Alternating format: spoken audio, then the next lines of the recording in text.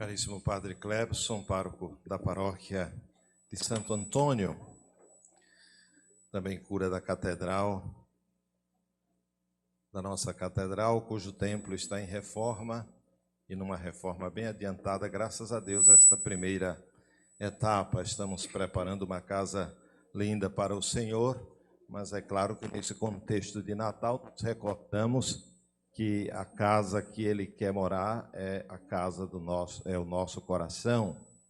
A manjedoura de hoje é o coração de cada um de nós, que deve estar também preparado, bonito, pronto, limpo, para que o Senhor possa fazer morada.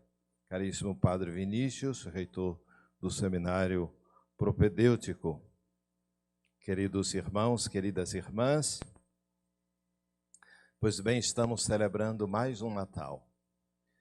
E é claro que de Natal em Natal, eu espero que nós possamos ir compreendendo a importância deste acontecimento histórico, importante que se diga, este acontecimento histórico que mudou a história da humanidade. Foi tão forte este acontecimento que hoje nós contamos a história antes e depois deste momento. A encarnação do Verbo, quando na plenitude dos tempos, conforme o momento que Deus quis, a hora que Deus quis, o Verbo se fez carne e habitou entre nós. O Filho de Deus veio ao nosso encontro para iluminar a nossa história, para nos salvar. Aqueles que jaziam nas trevas viram uma grande luz, nos diz o profeta Isaías na primeira leitura. Então é importante, fundamental, que nós nos lembremos que a vinda do Senhor na carne é para o nosso bem, é para nos salvar. Por quê? Porque nós estávamos perdidos, nós estávamos nas trevas, porque nós, em um determinado momento, fizemos a opção de dizer não a Deus e sim ao pecado.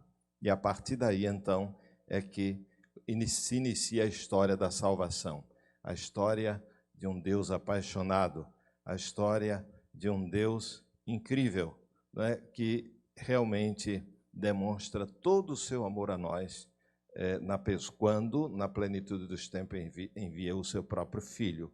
É claro que Deus manifestou esse amor ao longo de toda a história, mas sobretudo neste momento, quando do seio da Virgem Maria nasceu o menino Jesus, e assim Deus, neste menino, neste acontecimento, neste momento da história, cumpriu todas as suas promessas de um Salvador que viria para nos salvar, para nos libertar. As leituras falam muito de esperança, não é? De luz, de confiança, isto mesmo. É um tempo, se nós realmente acreditamos que o menino que nasceu há 2000 anos atrás é o Senhor, é o Salvador, nós realmente precisamos nos alimentar da esperança sempre. Jamais perdermos a esperança, porque vivemos tempos realmente difíceis. A humanidade vive momentos difíceis. As trevas persistem. As trevas insistem em dominar o mundo e em nos dominar. Cada vez que nós cedemos ao pecado, as trevas, claro, vão assumindo o lugar da luz. É o que a primeira leitura do profeta Isaías nos alerta,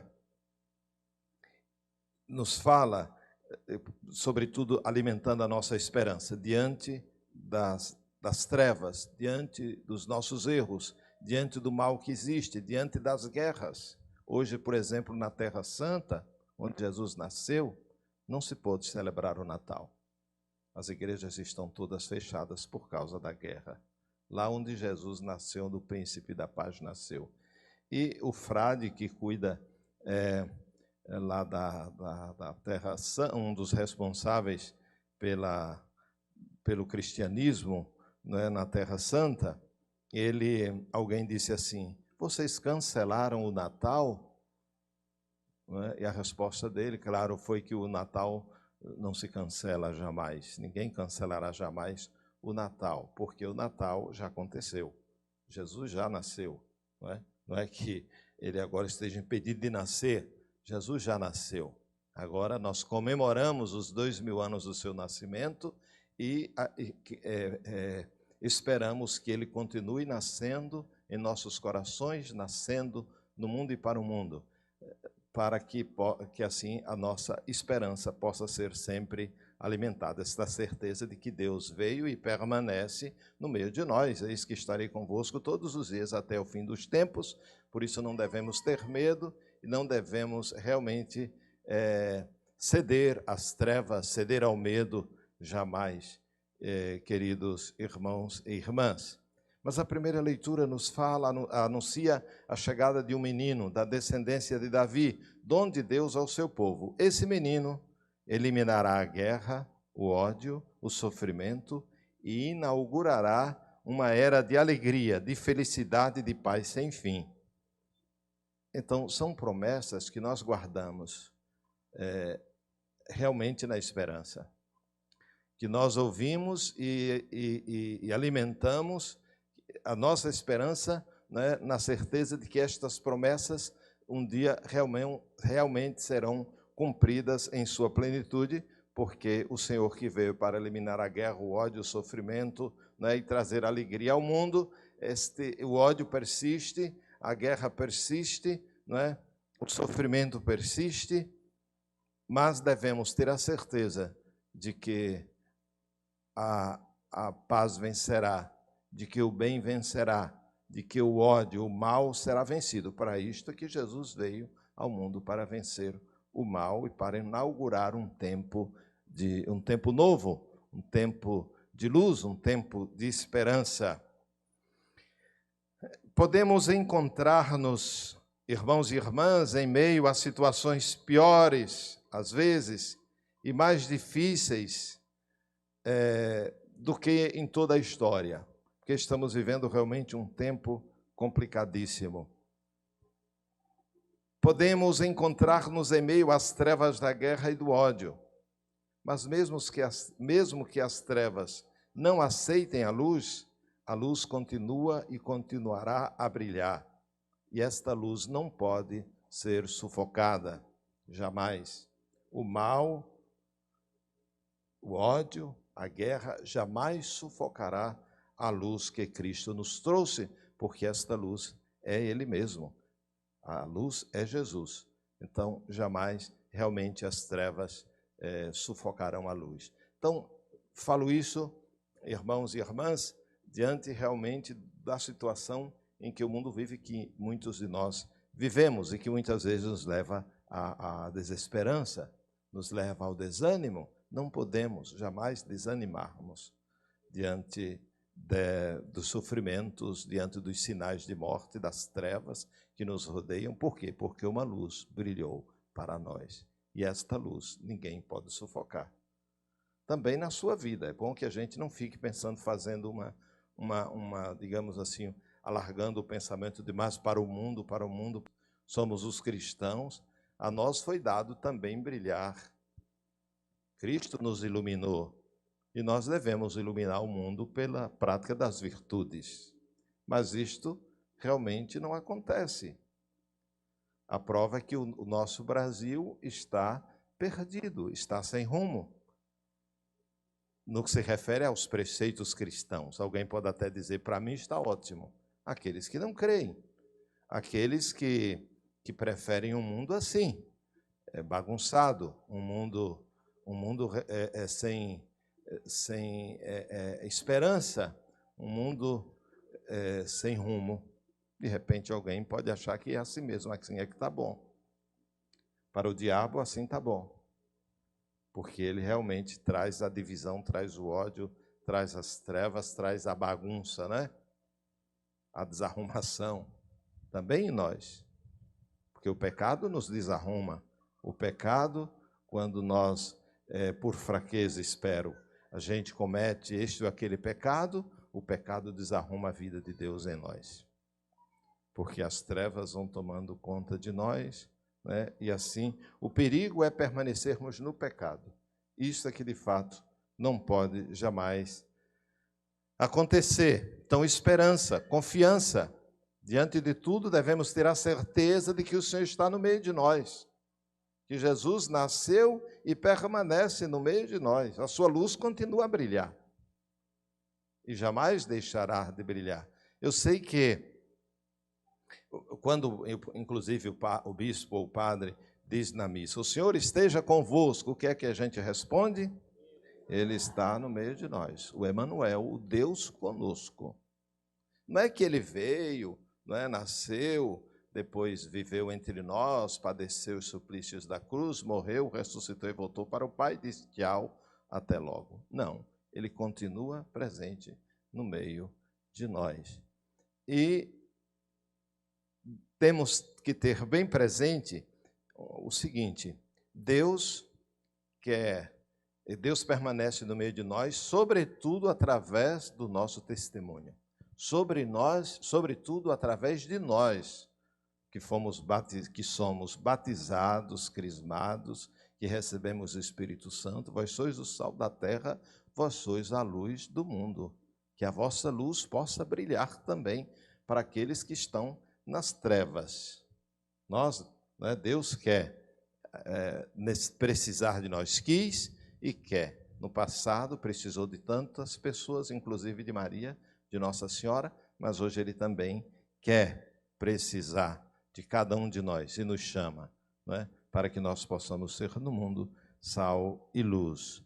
Então, como a segunda leitura nos alerta também para que nós, que nós reconheçamos a graça de Deus que nos foi manifestada com a vinda de Jesus, e propõe que respondamos a esse dom com uma vida autêntica e comprometida, que nos leve a identificar-nos com Cristo e a realizar as suas obras. Vós sois o sal da terra, vós sois a luz do mundo. Como os pastores que deixaram os seus rebanhos, deixa o recinto das tuas melancolias e abraça a ternura do menino Jesus. Sem máscaras nem couraças, confia-lhe os teus cansaços e Ele cuidará de ti. Ele que se fez carne, espera, não as tuas performances de sucesso, mas o teu coração aberto e confiado. São palavras do Papa Francisco na missa de hoje.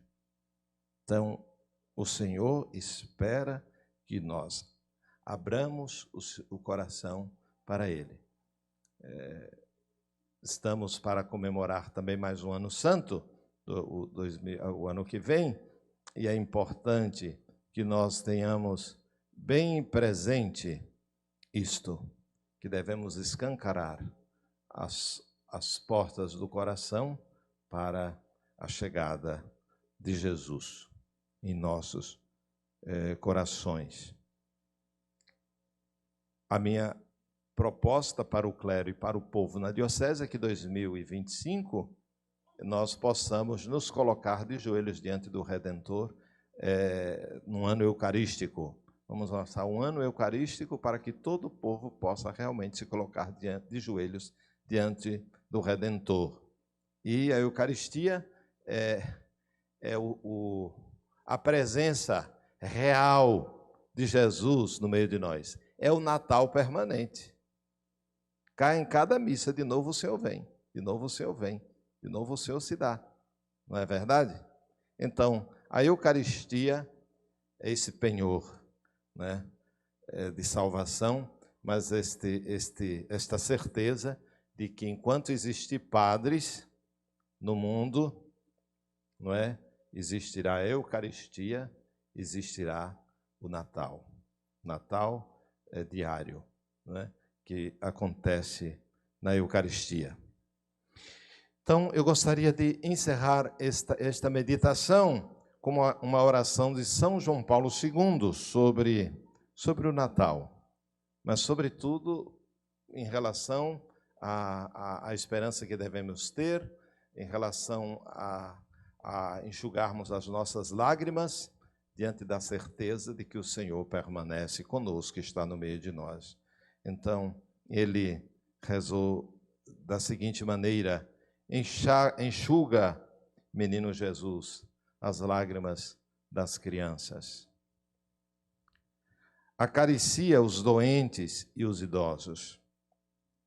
Impulsione os homens a deporem as armas e a unirem-se no abraço universal de paz.